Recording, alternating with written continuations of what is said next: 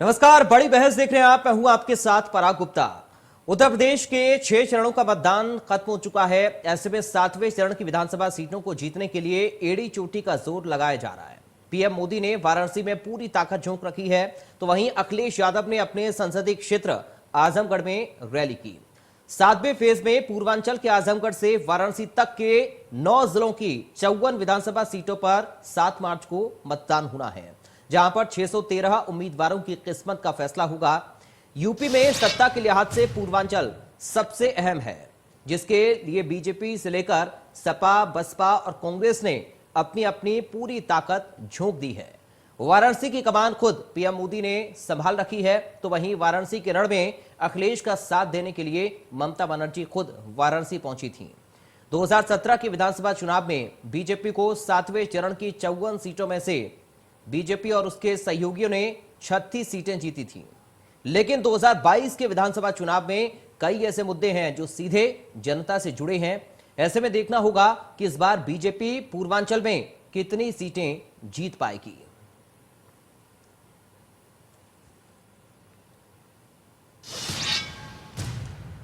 सातवें चरण के चुनाव प्रचार में उतरे राजनेताओं ने आज क्या कुछ कहा अपनी रैलियों में, जरा सुनिए। अतीक अहमद कहां है? मुख्तार अंसारी कहां है? आजम खान कहां है? 1-2 छूट गए हैं। 10 को कमल खिला दो, 11 को वो भी जेल में मिलेंगे।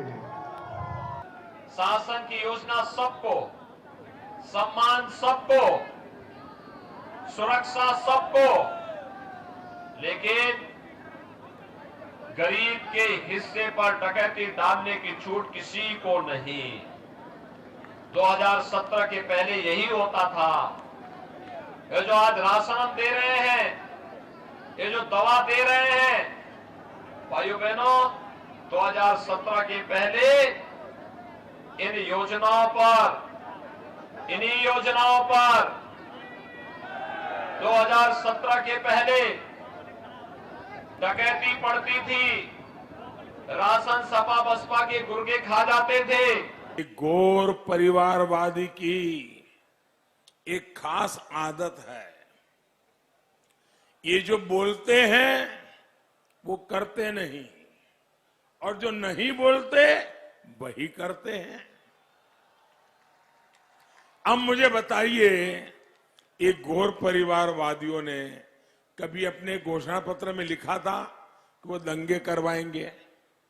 लिखा था, लेकिन किया क्या?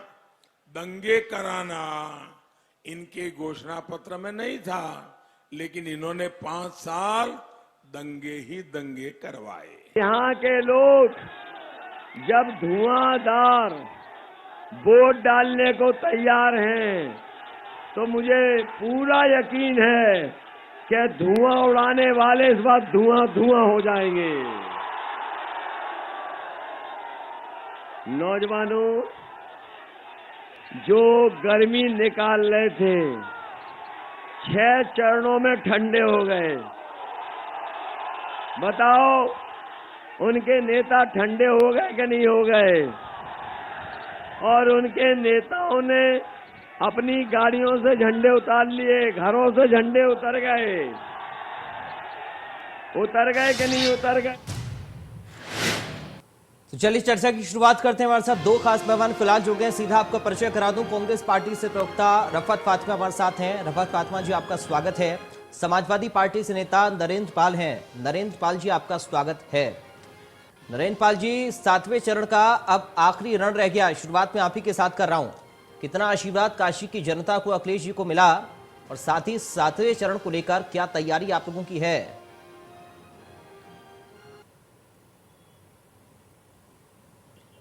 नरेंद्र पाल जी, आपकी आवाज नहीं आ रही है। अगर आप म्यूट हैं तो अनम्यूट करिए प्लीज। 7वें चरण में आवाज आ रही है? आ रही है सर, आवाज बोलिए। 7वें चरण में भारतीय जनता पार्टी का सफाया होने जा रहा है। और बनारस से लेकर, बनारस का प्यार माननीय अखिलेश यादव जी को मिल चुका है, और बनारस की जनता पूर्ण तरीके से मन बना चुकी है। माननीय अखिलेश यादव जी को 10 तारीख को पूर्ण बहुमत से मुख्यमंत्री बनाने जा रही है। ठीक है। भारतीय जनता पार्टी की जुमलेबाजों से, भारतीय जनता पार्टी की नीतियों से, भारतीय जनता पार्टी के नेताओं से, गुंडागर्दी से इतना परेशान हो गई उत्तर प्रदेश की जनता, तो उत्तर प्रदेश की जनता त्राही त्राही कर रही है। जब भारतीय जनता पार्टी के मंत्री का बेटा किसानों पर गाड़ी चला रहा है, तो वह पूर्वांचल में वो घटना भूले नहीं पूर्वांचल के लोग। तो पूर्वांचल कि लोग वो सब चीजों को ध्यान में रखते हुए माननीय अखिलेश यादव जी को एक उत्तर प्रदेश बनाने के लिए, कायाकल्प उत्तर प्रदेश को करने के लिए बहुमत देने जा रही है बनारस की जनता ने भी। जो कल आपने देखा होगा जब रथ यात्रा के दौरान जो रोड शो निकाला माननीय अखिलेश यादव जी ने, उसमें जो जनाधार देखने को मिला वो एक अपने आप में एक इतिहास रहा। ठीक है, आप बने रहिए, आपके पास मैं लौटूंगा। नरेंद्र पाल जी, रफत फातिमा जी, आपके पास में आ रहा हूं। बनारस से लेकर आजमगढ़ तक 54 सीटें पूर्वांचल की, कितना कामयाब हो पाएंगी प्रियंका गांधी? आशीर्वाद मिला जनता का? प्रियंका गांधी जी शुरू से लगातार 5 सालों से जनता के बीच में, और जो भी मुद्दों की लड़ाई अगर किसी ने लड़ी है तो सिर्फ कांग्रेस ने लड़ी। तो जनता ने परिवर्तन का बिल्कुल मन बना लिया, और जिस तरीके से जो है आप देख रहे हैं, अगर जमीन पे किसी ने संघर्ष करा है तो प्रियंका गांधी जी ने करा है। तो पूरी तरीके से अपार जन समर्थन भी उनको मिल रहा है और लोगों का प्यार भी मिल रहा है। और एक जो विमर्श पैदा करना था उनका, जो एक कामयाबी उसमें मिली कि जो जनता के बीच एक विमर्श और सोच पैदा करनी थी, वो भी उनको कामयाबी हासिल हो रही है। जनता आज जो है अपनी क्षेत्रीय समस्याओं पर, आज जो है वो अपने जो है जो मुद्दे हैं उस पर वोट डाल रही है। और साथ ही ये भी हम कहना चाहेंगे, जिस तरीके से आप अभी हम भाषण सुन रहे थे, तो इनके पास भाषण में अपने लिए अपने बताए हुए कोई रिपोर्ट कार्ड की कोई भी बात नहीं है। जो इनका रिपोर्ट कार्ड है 5 सालों को, उसके हिसाब से बिल्कुल जीरो है। तो ये अपना रिपोर्ट कार्ड नहीं बता पा रहे, सिर्फ ये बता रहे कि ये इनका नाम उनका नाम अलग अलग नाम लेते हैं। कभी गर्मी चर्बी की बात करते हैं, कभी ये 80-20 की बात करते हैं, कभी ये पाकिस्तान की बात करते हैं, कभी दंगों का खौफ दिलाते हैं। तो ये पता चल रहा है कि इनकी बौखलाहट। तो जिस तरीके से जो देखिए 6 चरण निकल चुके हैं, सारे बयान वीर जो है ठंडे पड़ चुके हैं। अब इनके बयानों में जो है पोलराइजेशन का खेल खत्म हो गया, जनता समझ चुकी है। तो जितना भी ये इस तरीके से भाषण दे रहे, जनता उतनी सॉलिड तरीके से अपने मुद्दों पे वोट करेगी।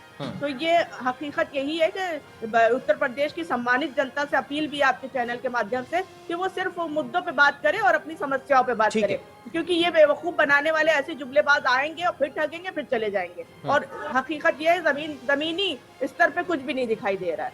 तो जनता इसी वोट अपने समस्याओं पे वोट करेगी और परिवर्तन और बदलाव आप देखिएगा 10 मार्च। ठीक है, हमारे साथ बीजेपी से प्रवक्ता कंचन द्विवेदी भी जुड़ गई हैं। कंचन जी, आपका स्वागत है। और अब आपको मैं चर्चा में ले रहा हूं। रफत फातिमा जी कह रही हैं गर्मी सर्दी की बात छोड़िए, अब मुद्दों पर आइए।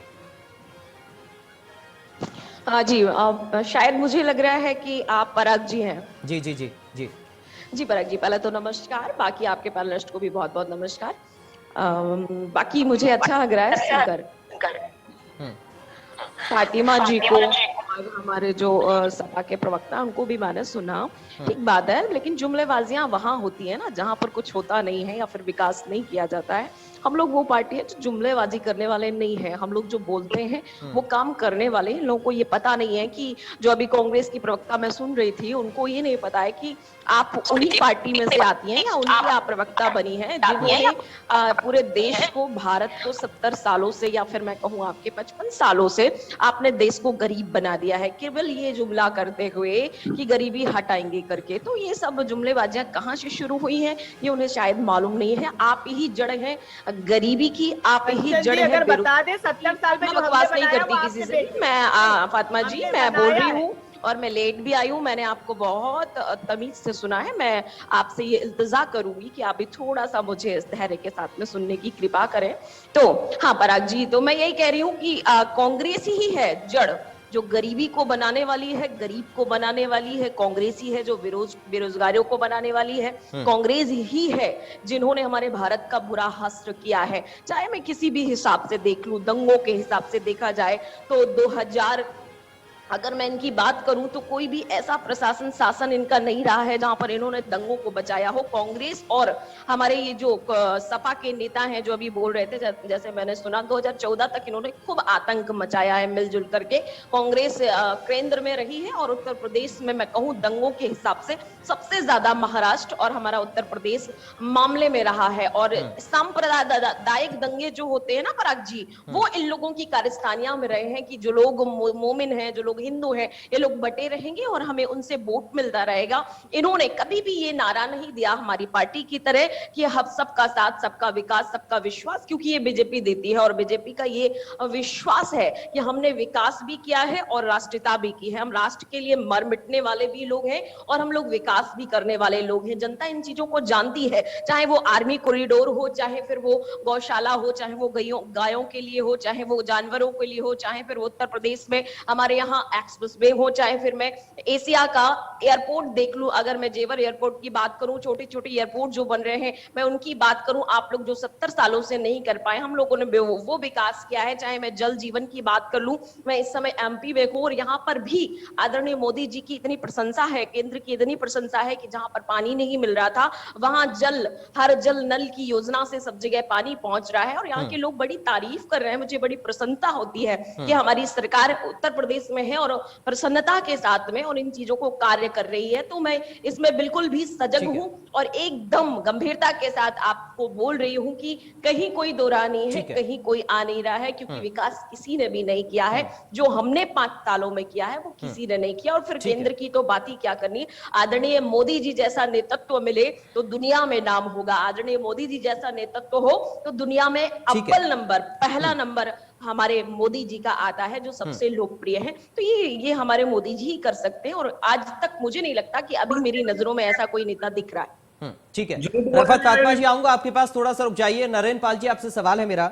सवाल यह है कि बीजेपी के बड़े नेता कह रहे हैं हमने उत्तर प्रदेश से संगठित अपराध पर कड़ी चोट की है और अब माफिया का नहीं विकास का राज होता है।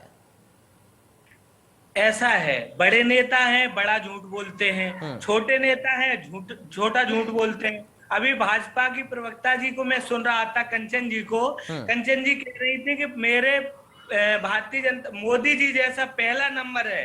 बिल्कुल सही बात है, मोदी जी का पहला नंबर है, लेकिन वो झूठ बोलने में, जुमलेबाजों में, गुमराह करने में लोगों को, उसमें जरूर। अगर आप गूगल पे सर्च कर लेंगे कि सबसे झूठ बोलने वाला पीएम कौन है तो अपने आप निकल के आ जाएगा माननीय जी मोदी जी के लिए। तो अगर आप गूगल पे सर्च कर लेंगे ना कि सबसे ज्यादा प्रिय नेता कौन है, वो भी आदरणीय मोदी जी निकल के आते हैं। आपका गूगल शायद चेंज हो गया होगा, अखिलेश जी ने दूसरा बना दिया होगा। अब थोड़ा चाय पी लो, आप सुन लो मेरे को भी। समाजवाद थोड़ा सा याद कर लीजिए क्योंकि अटक बहुत रहे हैं, थोड़ा सा। चलिए ठीक है, नरेंद्र जी अपनी बात करिए, आ जाएंगी बातें। सुन लीजिएगा, सुनने की भी क्षमता रखो। भारतीय जनता पार्टी के लोगों में ये बहुत बड़ी और सुनने दोनों की क्षमता भारतीय जनता पार्टी। ठीक है, कंचन जी रुकिए, आप प्लीज रुक जाइए। कंचन जी रुक जाइए, आप अपने वक्तव्य को बोले। समाजवादी पार्टी जिस तरीके से अभी आपने अपने व्यक्तित्व में ये भी कहा था कि हमारे सभी सबका साथ सबका विकास की बात करते हैं। अगर भारतीय जनता पार्टी के नेताओं और कार्यकर्ताओं से 4 चीजें अगर हटा दी जाए, फिर इनसे कह दिया जाए कि अब बात कर लीजिएगा, हिंदू और मुसलमान में भड़काने का काम करेंगे, मंदिर और मस्जिद में डाइवर्ट करने का काम आप लोग करेंगे। 2014 मुजफ्फरनगर और सभी के दंगों थोड़ा सा याद कर लीजिएगा। आप जो आपने सांप्रदायिक दंगे करवाए, मैंने अभी आपका ही बखान किया है। 2000 के साथ क्या हुआ था उसको आप याद कर लो। ठीक है, आपको माफी के साथ मैं रोक रहा हूं यहाँ पर सभी को। बीजेपी की प्रेस कॉन्फ्रेंस